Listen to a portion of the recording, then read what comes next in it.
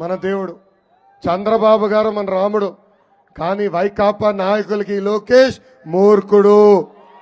ఏ అధికారులైతే చట్టాన్ని ఉల్లంఘించమని ఇబ్బంది పెట్టారో వాళ్ళందరి పేర్లు ఈ ఎర్ర బుక్ లో ఉన్నాయి. ఏ వైకాపా నాయకుల్ని చట్టాన్ని ఉల్లంఘించమని ఇబ్బంది పెట్టారో వాళ్ళ పేరు కూడా ఈ పుస్తకంలో ఉంది. 2 నెలలు ఓపిక పట్టండి. మన ప్రభుత్వం ఏర్పడిన తర్వాత వాళ్ళపైన జ్యుడిషియల్ ఎంక్వైరీ చేస్తాం.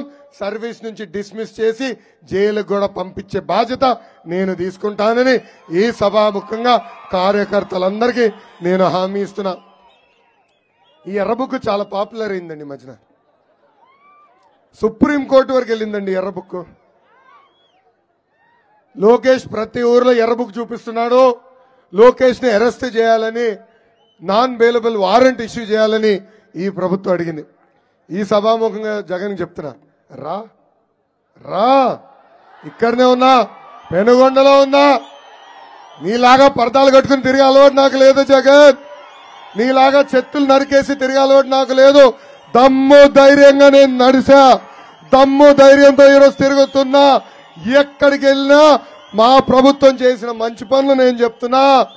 నీకు దమ్ము ధైర్యం ఉంటే, నేను చేసిన తప్పులేమని ఉంటే